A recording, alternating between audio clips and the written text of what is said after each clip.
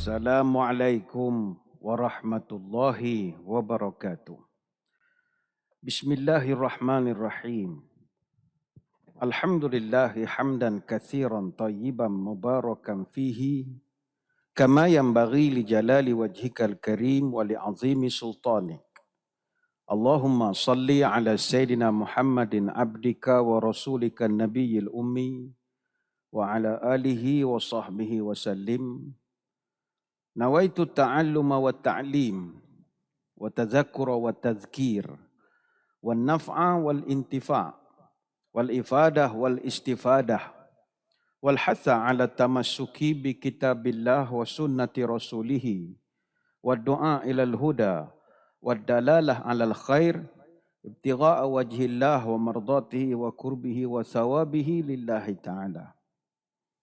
Allahumma raddina bi qada'ika wasabirna ala balaika wa auzi'na syukra ni'maika. Ya Allah, jadikan kami redha menerima segala takdirmu, jadikan kami sabar menerima segala ujianmu, dan bimbinglah kami untuk sentiasa syukur kepada nikmatmu. Yang dihormati para pegawai dan para sukarelawan Masjid Negeri Sultan Ahmad I, seterusnya tuan-tuan guru, para alim ulama, para habaib, para pecinta ilmu, mudah-mudahan dirahmati Allah sekalian. Alhamdulillah, kembali kita bertemu dalam program Minda Imam Besar yang dibawakan kepada kita oleh Pusat Kutipan Zakat Majlis Agama Islam dan Adat Resam Melayu Pahang. Untuk musim yang ketiga, kita menggunakan kitab Al-Wasiyah bi Ba'di Sunnah Shibhil Mansiyah, ataupun diterjemahkan kepada 100 sunnah Rasulullah SAW yang telah dilupakan. Kita masih lagi dalam bab yang kelima, iaitu bab pelbagai sunnah yang berkaitan dengan solat. Pada kesempatan minggu lalu, kita telah sempat membahaskan tentang bacaan solat zuhur dan asar, muka surat 57, dan banyak perkara yang telah kita pelajari. Antaranya, pertama, membaca perlahan ketika solat fardu zuhur, solat fardu asar, ketika rakaat ketiga sembahyang maghrib, dan 2 rakaat terakhir solat isyak adalah sunat hayat. Itu kena ingat, sunat banyak jenis sunat, ini namanya sunat hayat. Sunat hayat ini maknanya sunat yang kalau ditinggalkan tidak dituntut melakukan sujud sahwi. Itu sunat hay'ah. Jadi boleh baca kuat sebenarnya, cuma mencari adat. Dan hukum membaca perlahan ketika solat fardu zuhur, solat asar, rakaat ketiga sembahyang maghrib, dan 2 rakaat terakhir sembahyang isyak adalah tidak wajib. Itu juga kita dah terangkan minggu lalu. Namun atas titah perintah Nabi SAW, supaya solat itu mesti ikut cara Nabi, maka kita pun tak boleh tidak mencontohi cara Nabi buat, iaitu dengan tidak membaca kuat ketika solat, dengan membaca secara perlahan. Sebab bila kita, minggu lepas kita beritahu boleh sembahyang zuhur asar baca kuat, jadi ada di kalangan jemaah kita yang minta boleh tak zuhur dengan asar masjid negeri kuat. Boleh, tapi tuan-tuan akan tengok reaksi masyarakat. Terutama netizen lah. Netizen ni ramai pencela maya. Kerjanya mencela je, jadi susah. Untuk mengelakkan kelang kabut, jadi kita laksanakan apa juga yang disuruh. Sebagaimana kata Imam An-Nawawi dalam kitab Al-Majmu', fasunnatul jahru fi rak'atai subhi wal maghribi wal isya'i wa fi salatil jum'ah. Selesai masalah. Disunatkan membaca dengan kuat pada 2 rakaat subuh, maghrib, isyak, dan juga solat Jumaat. Dan kata dia lagi, wal israru fi zuhri wal asri wa salisatil maghribi wa salisatir warabi'ati minal isyak. Dan sunat juga diperlahankan ketika sembahyang zuhur, asar, rakaat ketiga solat maghrib, dan rakaat ketiga dan 4 solat isyak. Wa hadza kullu bi ijma'il muslimin ma'al ahaditsis sahihati wal mutadhahirati ala zalika hadza hukmul imam. Semua ini telah pun selesai disepakati oleh para ulama Islam dan terdapat hadis-hadis yang sahih menjelaskan perkara ini dan ini adalah untuk amalan para imam. Wa ammal munfaridu fayusannu lahul jahru indana wa indal jumhur.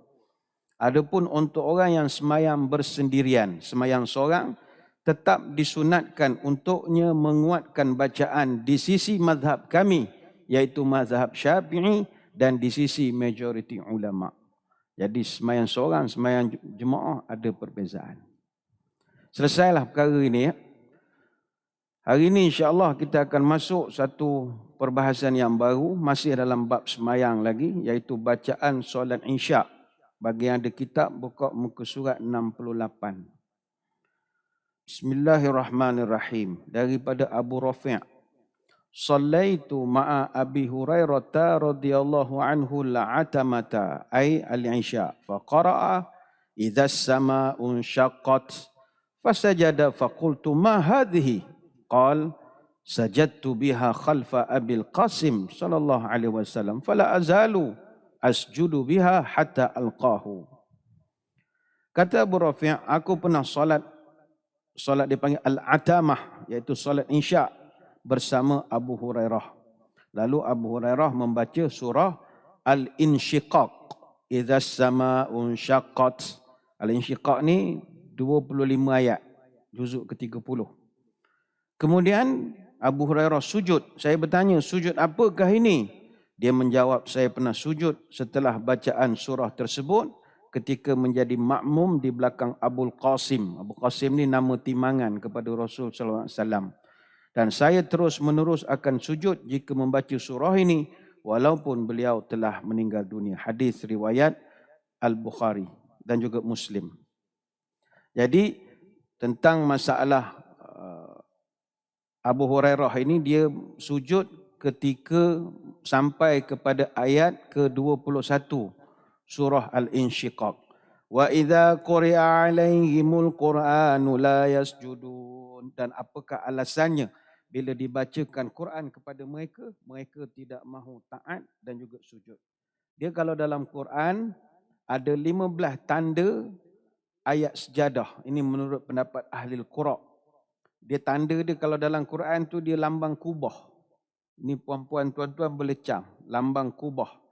Dia ada surah Al-A'raf ayat 206, surah Ar-Ra'du ayat 15, surah An-Nahl ayat 50, surah Al-Isra ayat 109, surah Maryam ayat 58, surah Al-Hajj ayat 18 dan juga ayat 77 surah Al-Hajj, dan surah Al-Furqan ayat 60, surah An-Naml ayat 26, surah As-Jadah ayat 15, surah Sad ayat 24, surah Fusilat ayat 38, surah An-Najmi ayat 62, surah Al-Insyiqaq ayat 21 dan surah Al-Alaq ayat 19. Jadi tak perlu ingat semua sebab kita jarang-jarang sangat mengamalkan ayat yang ada lambang kubah ini. Sebab kita takut kalau buat di masjid, makmum huru-hara nanti. Bukan semua yang datang masjid orang alim. Jadi sekarang dia jadi apa pula, sujud pula dah. Ingatkan hari Jumaat subuh je sujud, menimbulkan masalah. Selesai. Itu bacaan dalam solat Isya'. Dan juga riwayat yang lain yang kedua, Rasulullah sallallahu alaihi wasallam juga pernah membaca surah Wat-Tini Waz-Zaitun ketika solat Isya' dan baginda dalam perjalanan. Kata Al-Bara' bin Azib, anna Nabi sallallahu alaihi wasallam kana fi safarin faqara'a fil Isya' fi ihda rak'ataini bi Wat-Tini Waz-Zaitun. Dalam satu perjalanan baginda Nabi membaca Wat-Tini Waz-Zaitun dalam salah satu antara dua rakaatnya. Hadis Bukhari dan hadis Muslim. Wat-Tini Waz-Zaitun ni 8 ayat, tak panjang lah, tak panjang. Melalui redaksi Al-Bukhari pada bab bacaan ketika Isya', hadis nombor 769 disebutkan sami'tu Nabiyya sallallahu alaihi wasallam yaqra'u Wat-Tini Waz-Zaitun fil Isya'i wa ma sami'tu ahadan ahsanu sautan minhu au qira'atan. Saya kata Barak, saya mendengar Nabi membaca watini wa zaitun ketika Isya dan belum pernah saya mendengar suara yang lebih indah daripada suara ataupun bacaan baginda. Menurut Ibnu Hajar dalam Fathul Bari, baginda membaca surah-surah pendek apabila baginda sedang dalam perjalanan. Ini kerana perjalanan menuntut baginda supaya meringankan bacaan. Sedangkan menurut hadis Abu Hurairah, semasa Nabi sedang bermukim, baginda membaca surah Mufassal yang sederhana panjangnya, iaitu tidak terlalu panjang dan tidak terlalu ringkas. Jadi, kalau imam membaca watini wa zaitun, itu juga sebahagian daripada amalan Nabi kita sembahyang Isyak. Cuma kepada kita yang menjadi makmum, kalau imam membaca surah At-Tin, ada pada ayat yang ke-8, kita dituntut, bukanlah dituntut wajib. Tak, kalau kita boleh buat, nampak kita ni orang mengaji lah. Orang mengaji. Mana kita semayang duduk sebelah orang yang makmur-makmur ni, kita tahu mana makmur yang mengaji, mana yang tak. Ada orang pakai simple saja. Gaya macam tak ada ilmu. Tapi bila imam sampai ayat, Alaihissallahu biahkamil hakimin. Dia jawab, bala wa ana ala zalika minasyahidi. Kita hebat budak ni. Nampak sempoi saja. Ada orang tak mudah lah dengan jubah serban bagai-bagai. Senyap pas sudah. Bukan kata benda tu wajib. Upgrade kita punya pemahaman terhadap Al-Quran. Dia dalam Quran ada beberapa ayat yang kalau imam baca, kita diminta untuk jawab. Sebagaimana imam baca waladdallin, kita jawab amin. Dia ada ayat lain, surah At-Tin ayat 8. Surah Al-Qiyamah ayat 40. Alaysa zalika biqadirin ala an yuhyiyal mauta. Kita jawab subhanahu wa bala. Ataupun kita jawab subhanakallahumma bala. Ataupun subhanaka. Ataupun bala. Dia gini, saya bagi tips. Kalau ayat Quran tu ada mula perkataan alaysa, adalah jawapan di hujung. Apa-apa saja, tuan-tuan puan-puan buatkan peringatan, kalau dengar disebut alaysa, alaysa Allahu biahkamil hakimin. Jawapan dia, bala.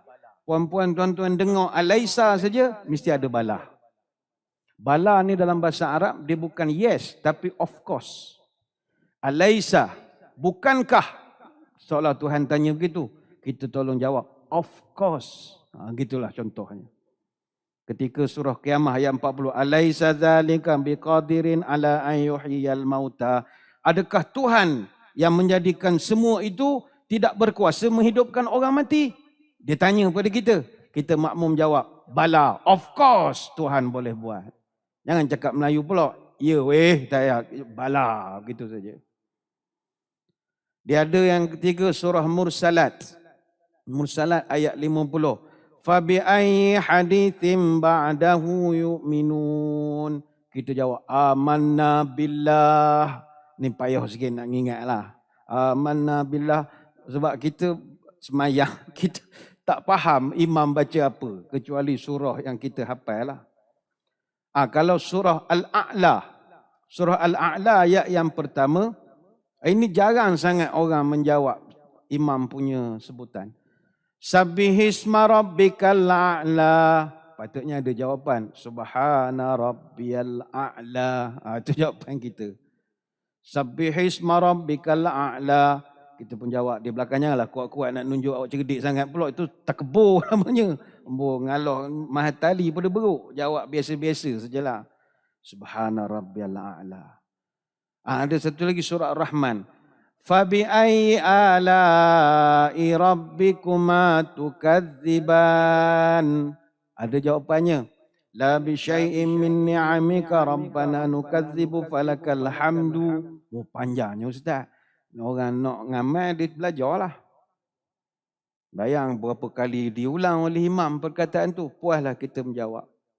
Mungkin orang tanya, mari mana jawapan-jawapan ni? Ada setengah jawapan ni diambil daripada jawapan-jawapan yang diberikan misalnya oleh jin misalnya. Ketika ada satu riwayat Nabi pernah membacakan fabi ayyi ala rabbikuma tukadziban, maka jin yang mendengar, termasuk jin masjid negeri lah, yang mendengar tu dia orang jawab la bi syai'in min ni'amika rabbana nukadzibu falakal hamdu. Jadi Nabi suka jawapan itu. Jadi Nabi cerita pada para sahabat. Itu antara contohlah. Janganlah pening-pening benda tak wajib. Tuan-tuan jawab amin cukuplah, waladhalin tu, hak lain-lain tu advance sangat dah. Tapi yang kalau alaisa bala, itu basic. Alaisa Allah bala, of course jawapan kita. Baik, selesai watini wa zaitun tu tadi.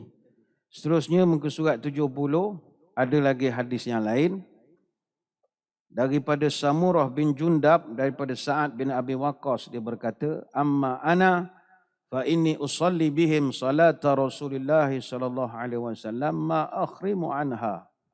Usalli salat al-isya fa arkudu fil awlayaini wa ukhifu fil ukhrayaini. Saya mengimamkan mereka sebagaimana solat Rasulullah SAW dengan tidak mengurangkan sedikit pun.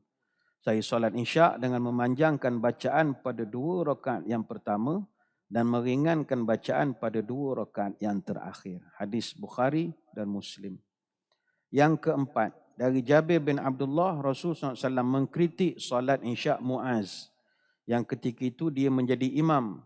Falaula sallaita bisabbihi isma rabbikal a'la wasyamsi waduhaha wal laili idza yaghsha fa innahu yusalli wara'akal kabiru wadha'ifu wadzul hajati. Nabi dia query kepada Jabir bin Abdullah, mengapa engkau tidak baca sabbih isma rabbikal a'la? Mana kenapa baca surah panjang-panjang, baca sabbih isma rabbikal a'la, ataupun mu bacalah wasyamsi wadduhaha, atau membaca wal laili idza yaghsha ketika solat. Yang kamu baca panjang-panjang tu kenapa? Al-a'la 15 ayat, juz 30.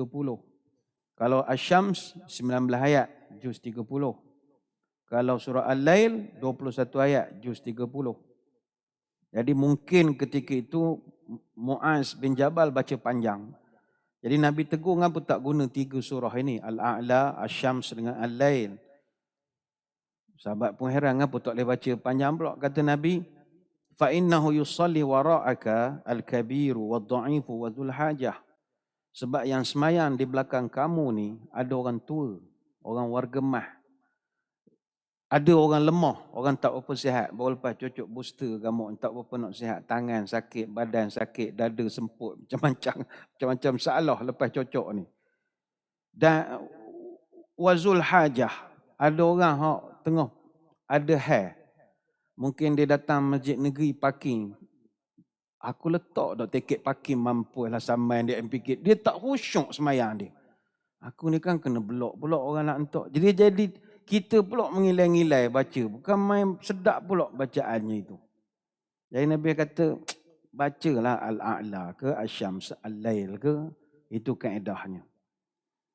Ni hadis riwayat Bukhari dan juga Muslim. Terdapat begitu banyak riwayat daripada pendapat-pendapat sahabat dan tabi'in mengenai bacaan solat isya. Kebanyakannya dapat dilihat dalam kitab-kitab musannaf seperti Musannaf Ibnu Abi Syaibah dan Musannaf Abdul Razak. Baik, selesai sembahyang isya. Jadi bacalah 15 ayat, 21 ayat, 19 ayat. Itu pun panjanglah kalau orang Malaysia ni baca Iza ja, sudah sembahyang isya dia orang nak balik dah kau. Sibuk nak pergi bazar karat, dia panjang pula imam ni. Seterusnya muka surat 71 masuk bacaan solat Jumaat. Bacaan solat Jumaat ada 3 hadis. Pertama daripada Ibnu Abi Rafi'. Istakhlafa Marwan Abu Hurairah 'ala al-Madinah wa kharaja ila Makkah. Fasalla lana Abu Hurairah al-Jum'ata faqara'a ba'da suratul Jum'ah fi raka'atil akhirah idza ja'akal munafiqun. قال فأدركت أبا هريرة حين انصرف فقلت له إنك قرأت بسورتين كان علي بن أبي طالب يقرأ بهما بالكوفة فقال أبو هريرة إني سمعت رسول الله صلى الله عليه وسلم يقرأ بهما yaumal Jum'ah. Marwan telah mengangkat Abu Hurairah untuk menjadi wali kota Madinah, menjadi Datuk Bandar.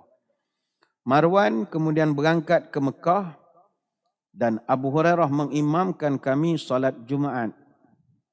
Setelah membaca surah Jumaah pada rakaat terakhir, dia menambah bacaannya untuk kami dengan surah Idza Ja'akal Munafiqun, yakni surah Al-Munafiqun.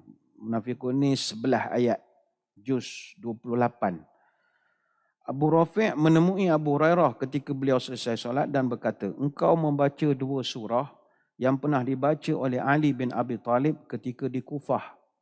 Kata Abu Hurairah, saya pernah mendengar Rasulullah SAW membaca keduanya pada hari Jumaat. Hadis riwayat Muslim dan Abu Daud. Maknanya surah Al-Munafiqun dibaca oleh Nabi.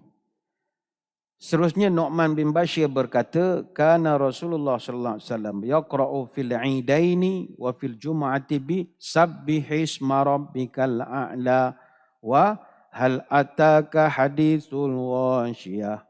Qala wa idza ijtama'a al-'idu wal jum'atu fi yawmin wahidin yaqra'u bihima aidan fis salataini.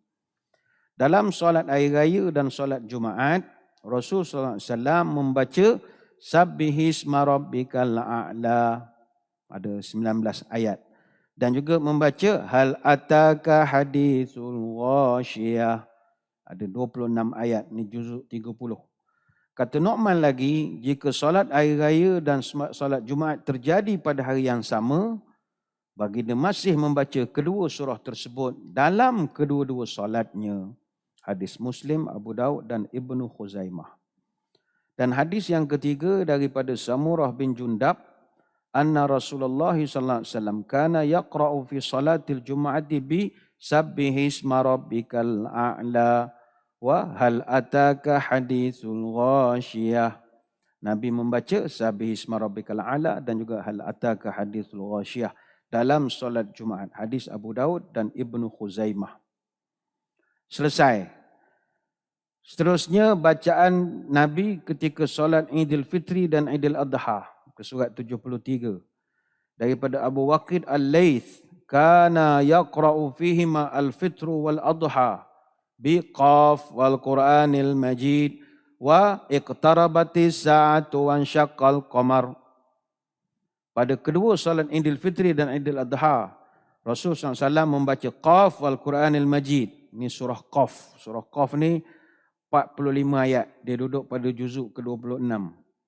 Dan Nabi membaca Iqtarabatis sa'atu wa ansyaqqal qamar. Nabi membaca surah Al-Qamar. Surah Qamar ni 55 ayat. Juzuk ke-27. Hadis Muslim, Abu Daud dan Ibnu Khuzaimah. Sila semak hadis Samurah bin Jundab dan Nu'man bin Bashir yang telah disebut sebelum tadi. Selesai sembahyang raya. Ni saya tak ulahkan sangat sebab sembahyang raya tuan-tuan jadi makmur, soal sibuk-sibuk sangat jadi makmur. Amin kan je bacaan imam. Ini bacaan solat witir. Witir ni kena buat. Daripada Ubay bin Ka'ab radhiyallahu anhu, anna Rasulullah sallallahu alaihi wasallam kana yaqra'u fil ula bi sabbihisma rabbikal a'la wa fi thaniyati Qul ya ayyuhal kafirun. Wa fi thalithati Qul huwallahu ahad. Fa idza faragha qala 'inda faraghihi Subhanal malikil quddus thalatha maratin yutilu akhirahunna. Rasulullah SAW membaca Sabbihisma rabbikal a'la, mana 19 ayat untuk rakaat pertama. Qul ya ayyuhal kafirun pada rakaat kedua. Qul ya ayyuhal kafirun ni 6 ayat aja. Dan dengan Qul huwallahu ahad. Ini 4 ayat saja pada rakaat ketiga. Apabila baginda selesai, baginda membaca Subhanal malikil quddus. Beliau membaca 3 kali dengan memanjangkan pada yang terakhir. Hadis riwayat Nasa'i, Ibnu Majah. Terdapat juga penjelasan yang sama daripada Ibnu Abbas pada riwayat Ibnu Majah dan Nasa'i dan disahihkan oleh Syekh Albani pada riwayat keduanya. Jadi ini yang Nabi amalkan. Ini tidak mesti 3 rakaat direct. Amalan kita di Malaysia 2-1. Cuma kita tak amalkan membaca Subhanal Malikil Kudus tu kita tak amal. Kita amal dalam tarawih. Subhanal Malikil Ma'bud, Subhanal Malikil Mawjud, Subhanal Malikil Ayyalladzi la yanamu wa la yamutu wa la yafutu abada. Subhul Qudus Rabbuna Rabbul Malaikatu Warruh. Subhanallah, Alhamdulillah. Itu amalan kita lah. Tapi orang kita tak baca pun. Imam seorang dengan bilal je. Orang lain entah mana buat. Dia hanya membaca bila Allahumma salli ala Muhammad. Itu dia baca. Dan kita pula di Malaysia, habis pada witir, biasa imam dia jadi amalan baca Ya Latifu Ya Kafi Ya Hafizu Ya Syafi Allah Ya, amalan kita. Kalau ada yang nak buat lepas ni, habis saja semayang witir, Subhanal Malikil Kudus, Subhanal Malikil Kudus. Ini yang sunnah Nabi SAW. Tak kira lah baca apa, jangan baca WhatsApp dah lah. Habis main witir terus, buka telefon baca WhatsApp, bacalah zikir sikit. Cuma ada juga cara yang lain. Aisyah radhiyallahu anha pernah ditanya tentang macam mana semayang witir Nabi. Jadi ni isteri dia sendiri ni. Jadi kata Aisyah, kana yaqra'u fil ula bisabbih isma rabbikal a'la wa fi thaniyah bi qul huwallahu qul ya ayyuhal kafirun wa fi thalithati bi qul huwallahu ahad wal muawwidhataini. Ada tambahan. Kata Aisyah, sebab tadi hadis daripada Ubay bin Ka'ab. Ubay ni sahabat, ini isteri dia. Jadi kata Aisyah, Nabi rakaat pertama baca sabbih isma rabbikal a'la, rakaat kedua baca qul ya ayyuhal kafirun, rakaat ketiga dia baca qul huwallahu ahad dan juga qul a'udzu birabbin nas, qul a'udzu bil falaq, qul a'udzu birabbin nas. Ini yang macam kita buat sekarang lah, hadis Tirmizi. Maknanya kita rakaat yang lah itu, rakaat ketiga lah, kita akan baca 3 qul nanti. Orang Melayu panggil 3 qul lah. Cuma lepas pada semayang witir, sama juga kata Aisyah, Nabi mengucapkan Subhana Malikil Kudus sebanyak 3 kali. Jadi bolehlah kita amalkan. Cuma ada satu tambahan dalam satu riwayat. Selepas daripada Nabi membaca Subhana Malikil Kudus, Subhana Malikil Kudus, Nabi telah tambahkan dengan membaca doa, Allahumma a'udzu biridhaka min sakhatika wa bimu'afatika min uqubatika wa a'udzu bika minka la uhsi sana'an 'alaika anta kama asnaita 'ala nafsik. Ya Allah, ya Tuhan kami berlindung dengan redha-Mu daripada kemurkaan-Mu, kami berlindung dengan kesejahteraanmu daripada hukumanmu, dan kami berlindung kepadamu daripada sebarang tindakanmu, dan tidak ada daya, tidak ada upaya kami nak menghitung segala pujian untukmu. Engkaulah Tuhan yang maha berkuasa, yang memuji ke atas dirimu sendiri. Hadis riwayat Imam Muslim. Jadi ada lagi yang amalan Nabi dalam semayang witir ini. Baik, selesai. Seterusnya kita masuk kepada muka surat 75, bacaan solat subuh hari Jumaat. Ini bab subuh. Bab subuh ni mustahab sebab menimbulkan banyak pertelingkahan di kalangan masyarakat. Orang kita kalau kita tak beritahu, nanti dia akan ingat benda ni wajib. Itu masalahnya. Sebab kita ni dah lama amal sampai kita rasa benda tu jadi wajib. Kita tengok hadisnya. Daripada Abu Hurairah radhiyallahu anhu, kana Nabi sallallahu alaihi wasallam yaqra'u fil jum'ati fi salatil fajri alif lam mim tanzil as-sajadah wa hal ata 'alal insan. Nabi SAW membaca alif lam mim tanzil, iaitu surah as-sajadah. Surah sajadah ni 30 ayat, juzuk ke-21. Dan Nabi membaca hal ata 'alal insan, itu surah al-insan pada hari Jumaat dalam solat subuh. Surah Al-Insan ni 31 ayat. Dia duduk pada juzuk ke-29. Ini hadis Bukhari dan juga Muslim.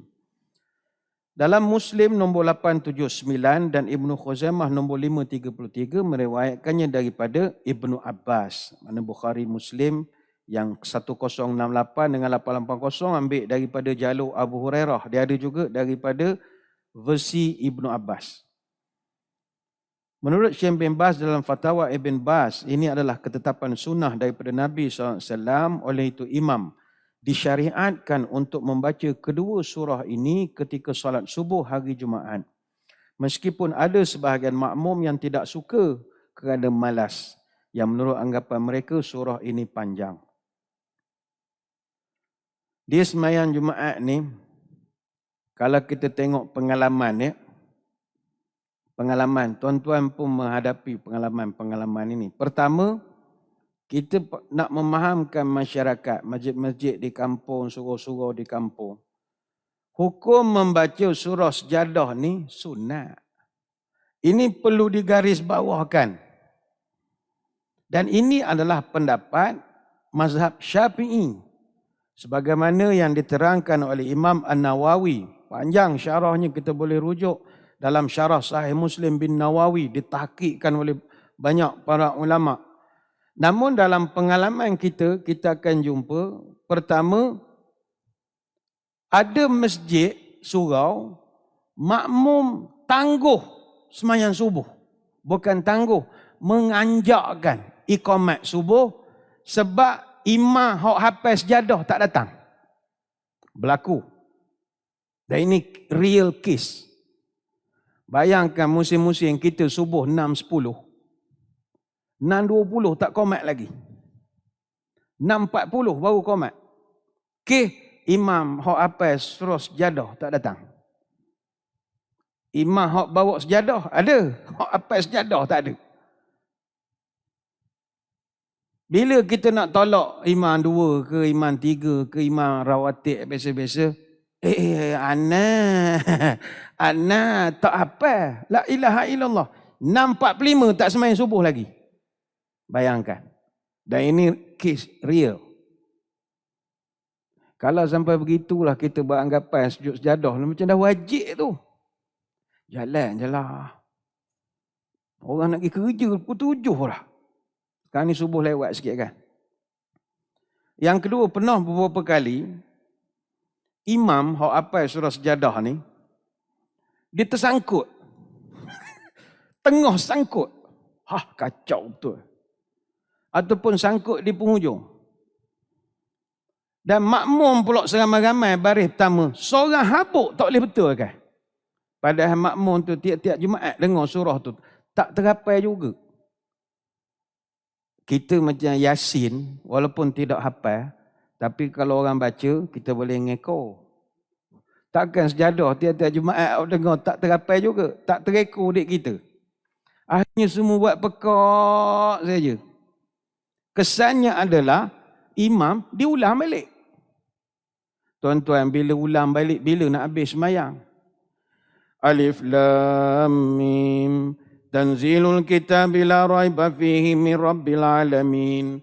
Am yaquluna iftara bal huwal haqqu min rabbika litunzira qauman ma unzira aba'uhum fahum ghafilun.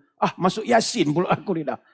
Sudahlah, benda kebetulan malam tadi, malam Jumaat, tahlil baca Yasin.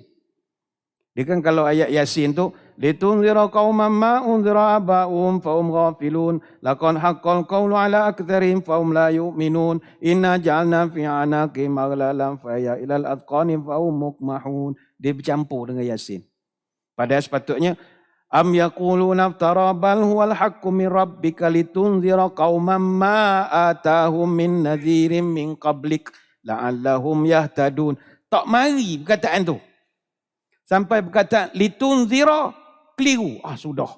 Hak orang belakang semua buat pekak, lantak langkah imam. Imam tu dia kerah, dia ulang balik.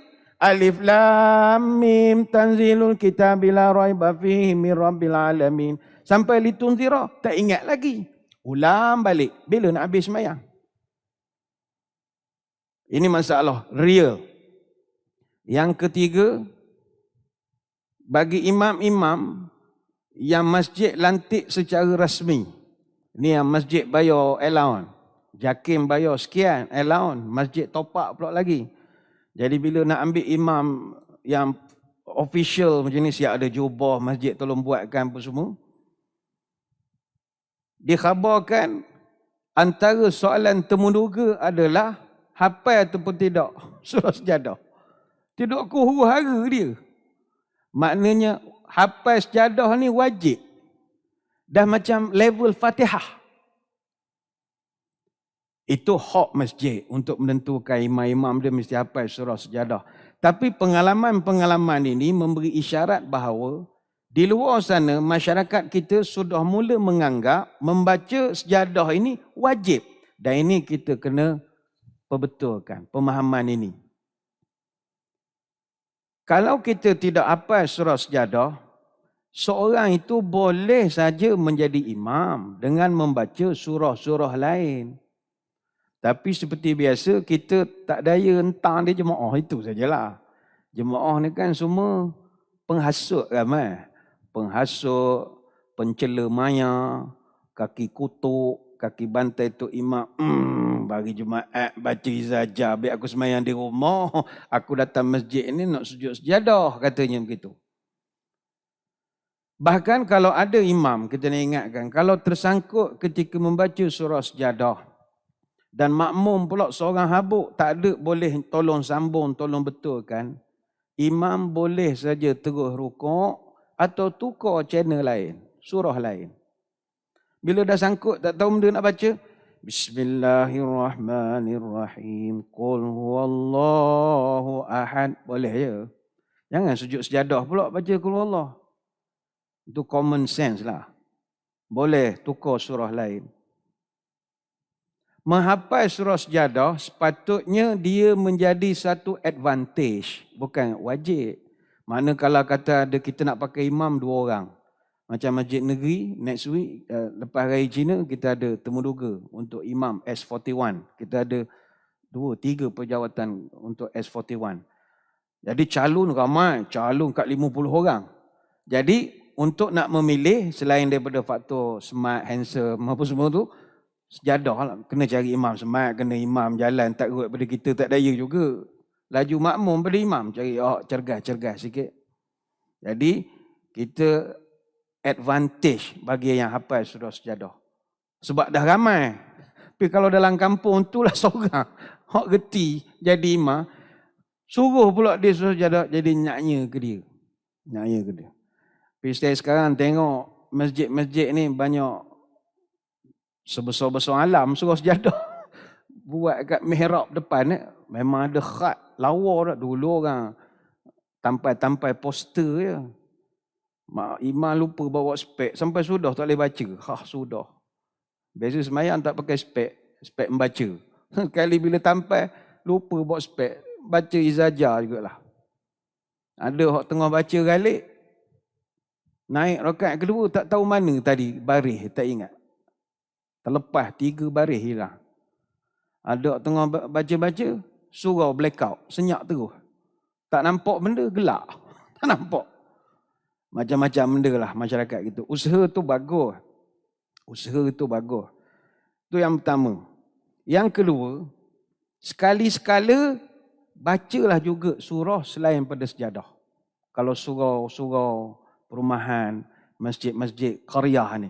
Macam kita masjid negeri tak. Sebab masjid negeri dia ada standard penarafan dia. Sebab imam-imam dia semua terpilih. Jadi kita ada standard kita. Memang setiap hari Jumaat, surah sejadah tu lah. Tapi kalau tuan-tuan puan-puan yang terlibat dengan surau masjid di perumahan apa semua, sekali-sekala boleh je membaca selain daripada surah sejadah.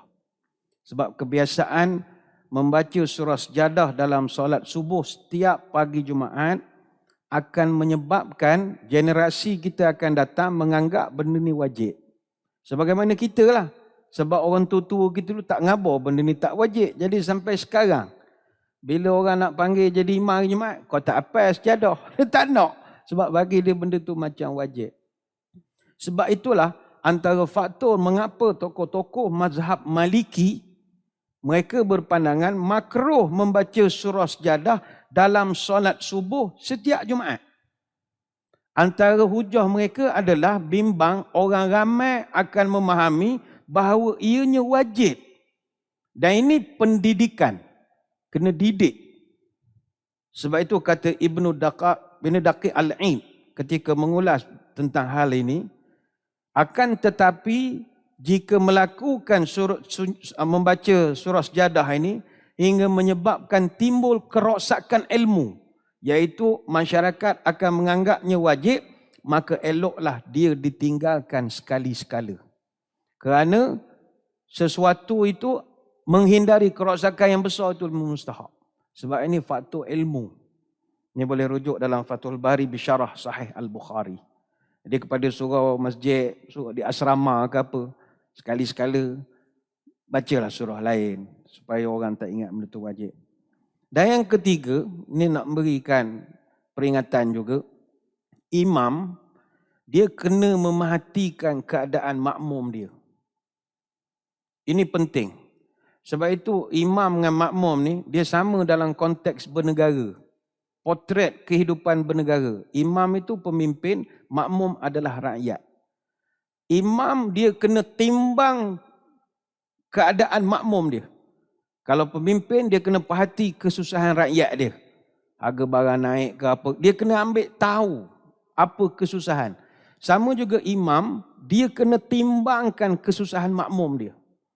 Dalam mengamalkan sunnah Rasul sallallahu alaihi wasallam, kita kena amalkan seluruh sunnah Nabi, bukan ambil sebahagian saja. Sebab itu membaca surah sejadah dalam solat subuh pagi Jumaat adalah sunnah, tetapi menimbangkan kesusahan makmum juga sunnah Nabi. Kita dah ulas perkara ini banyak kali. Bagaimana dalam Sahih Muslim, Kitabus Salat, bab menyuruh imam meringankan sembahyang. Ada. Itu boleh rujuk dalam Sahih Muslim. Umma qaumaka faman amma qauman falyukhaffif fa in fihimul kabir wa in fihim marid wa in fihim dha'if wa in fihim zal hajatin wa idza shalla ahadukum wahdahu falyusalli kaifa syaa. Nabi berapa kali tegur para sahabat, imamkanlah kaum kamu dengan kamu melihat kepada mereka. Kerana di belakang kamu ada makmum yang fihimul kabir, ada orang tua-tua, kata Nabi. Aina fihimul marid, ada orang yang sedang sakit. Wa aina fihimul dhaif, ada orang tak kuat, orang lemah, lutut tak kuat, sujud tak boleh lama, berdiri tak boleh lama. Wa aina fihimul zal hajah, di belakang kamu ada makmum yang sedang ada keperluan nak berurusan. Maka timbang, kata Nabi, bukan kata pandang makmum belakang, oh wal asri je lah, tak, timbang. Rasa boleh ni. Okey, boleh. Bacalah 10 ayat, 15 ayat. Jangan 83 ayat rakaat pertama surah Yasin. Pensailah makmum, tak kuat. Sebab itu pada pagi Jumaat, imam perlu memerhatikan 2 sunnah. Sunnah pertama, membaca surah sejadah. Sunnah kedua, memerhatikan makmum. Dan juga memerhatikan jam. Kita nak qomat pukul berapa? Kena tengok jam. Sebab kita kena ingat, ada kalangan makmum, kalau hari subuh ni negeri yang bekerja. Kalau negeri tak bekerja, serupa Johor, negeri-negeri utara ataupun di Kelantan, Pantai Timur lah. Negeri-negeri tak bekerja, tak apa. Untuk negeri yang bekerja, kita kena menimbangkan banyak perkara. Seperti yang kita tahu, ada kalangan makmum kita orang bekerja. Dan kita tahu bahawa subuh ada masa awal, tapi ada masa lewat. Macam kita sekarang. Sekarang ni subuh kita di Kuantan khususnya 6.10 pagi.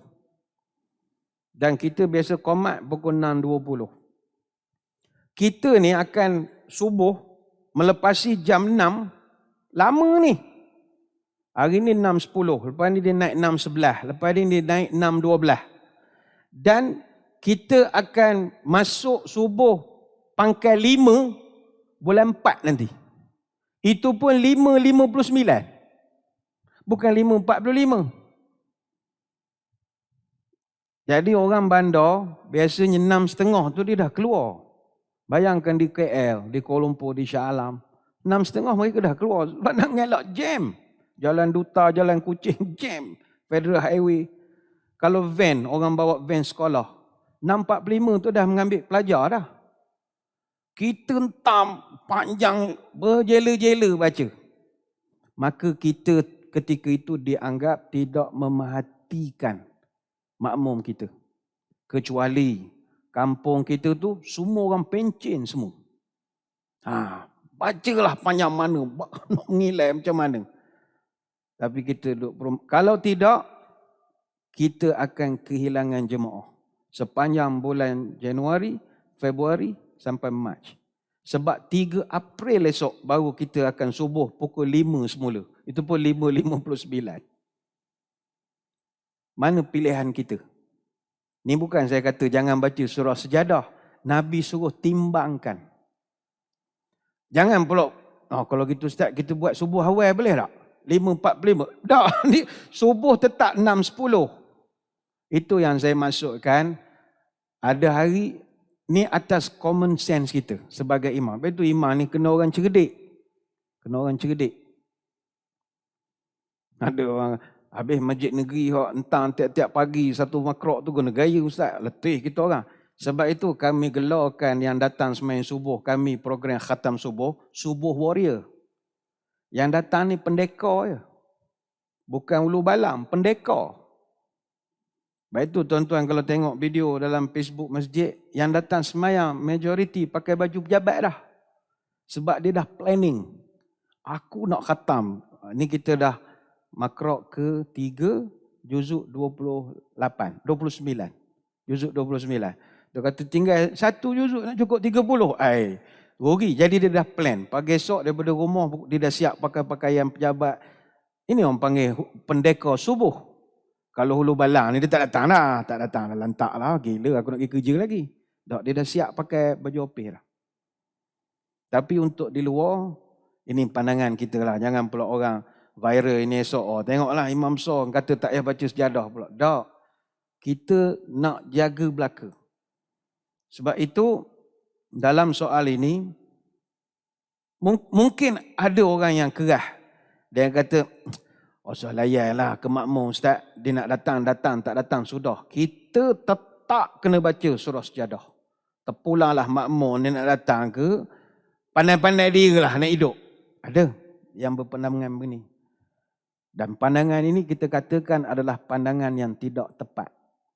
Kerana adalah juga menjadi kewajipan imam untuk memerhatikan keadaan makmumnya. Juga kewajipan. Kita sebagai imam ni macam ayah.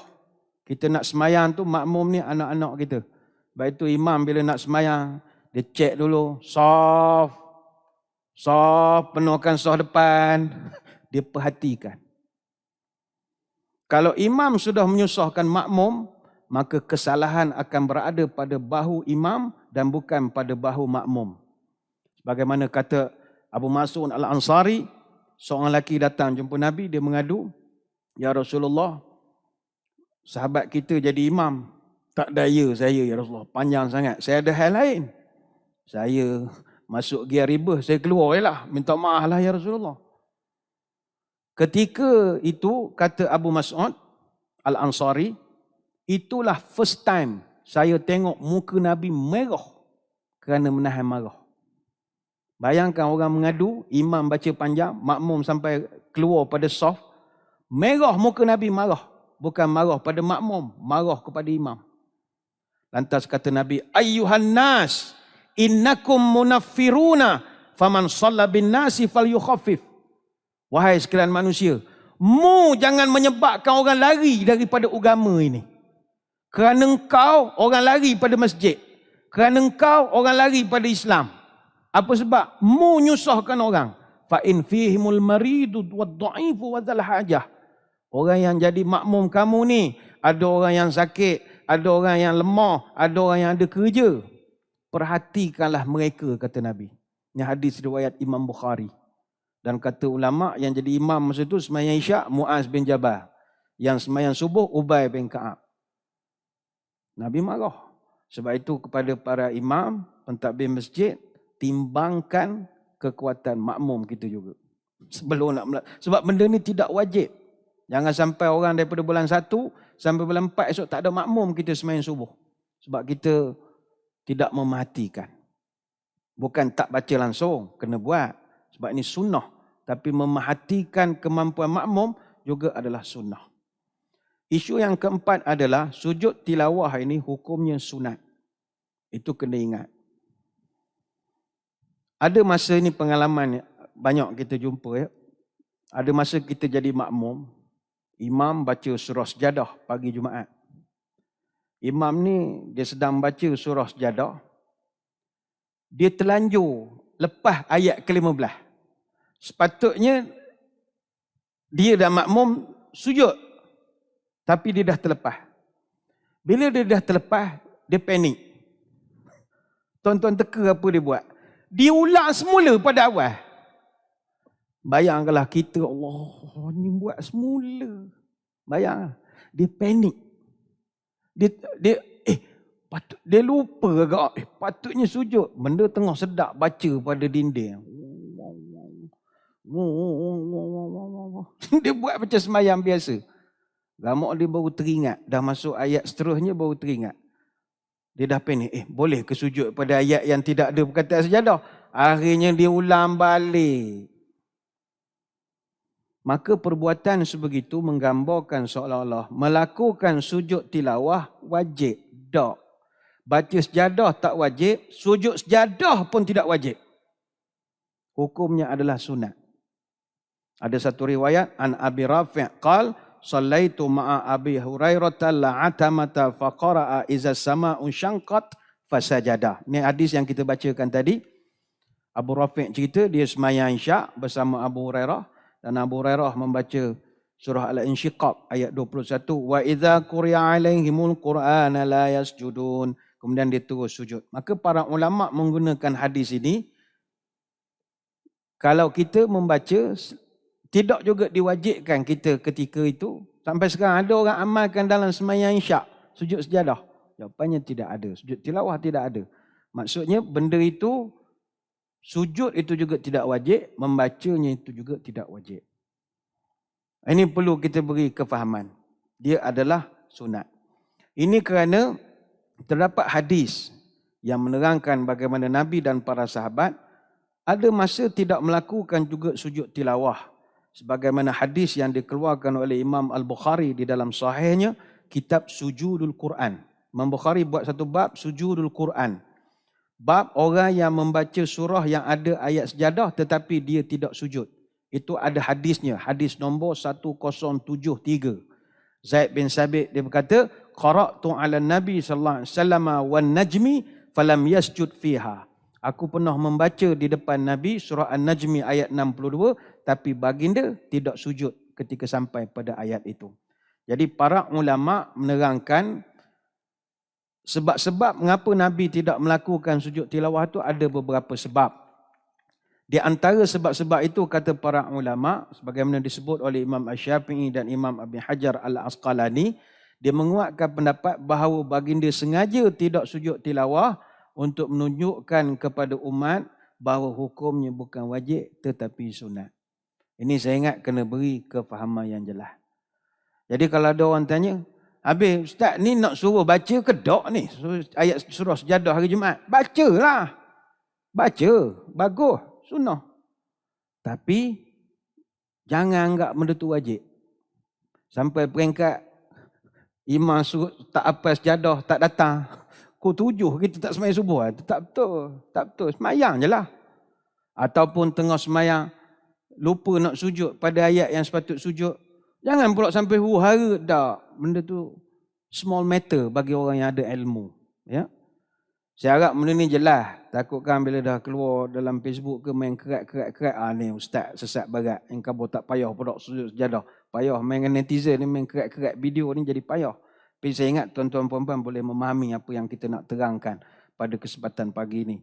Sebenarnya banyak nak diterangkan. Ada huraian juga lagi. Agak panjang juga tentang persoalan sembahyang Jumaat ini. Tapi saya ingat kita akan sambung pada kesempatan akan datang. Bacaan pada 2 rakaat solat sunat subuh. Ini saya ingat masuk bab-bab solat sunat ini kita akan bincangkan pada kesempatan akan datang. Cuma untuk makluman, minggu depan kita tak ada kelas. Kuliah duha tak ada sebab minggu depan kita tahun rimau. Jadi tahun rimau ni semua takut nak datang. Jadi staff pun tak ada, kru-kru ni semua tak ada belaka ni. Semua takut dengan rimau belaka. Jadi kita tak adalah kelas. Jadi kepada yang rakan-rakan kita yang masyarakat Tionghoa, kita mengucapkan Xi Nian Kuai Le Wan She Ru Yi. Kita ucap gitulah ya. Selamat menyambut tahun baru Cina, tahun rimau, tahun rimau. Jadi sekadar itu kita tutup pertemuan kita dengan doa, moga majlis diberkati ilahi. A'udzubillahi minasyaitonirrajim. Bismillahirrahmanirrahim.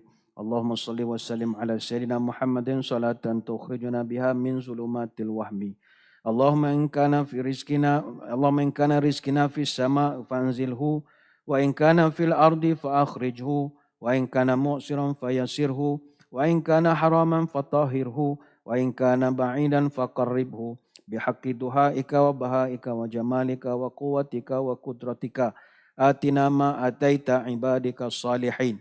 Ya Allah, kalau rezeki kami masih di langit, turunkanlah. Kalau di bumi, keluarkanlah. Kalau susah, permudahkanlah. Kalau haram, sucikanlah. Jika jauh, dekatkanlah.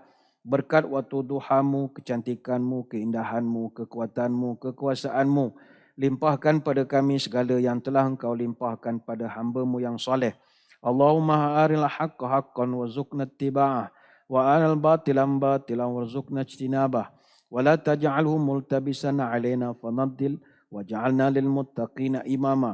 Ya Allah, tunjukkan kepada kami yang benar itu sebagai kebenaran dan rezekikanlah kami untuk melakukan kebenaran itu. Tunjukkanlah kami yang batil itu sebagai kebatilan dan rezekikanlah kami untuk menjauhi sebarang kebatilan, dan janganlah jadikan kami terkeliru atas agama ini sehingga kami sesat, dan jadikanlah untuk kami orang bertakwa sebagai pemimpin. Subhanakallahumma wa bihamdika nasyhadu an la ilaha illa anta nastaghfiruka wa natubu ilaik. Wassallallahu ala sayyidina Muhammadin wa ala alihi wa sahbihi wa baraka wa sallam. Walhamdulillahi rabbil alamin. Sekali itu wabillahi taufik wal hidayah. Wassalamualaikum warahmatullahi wabarakatuh. Wallahu a'lam.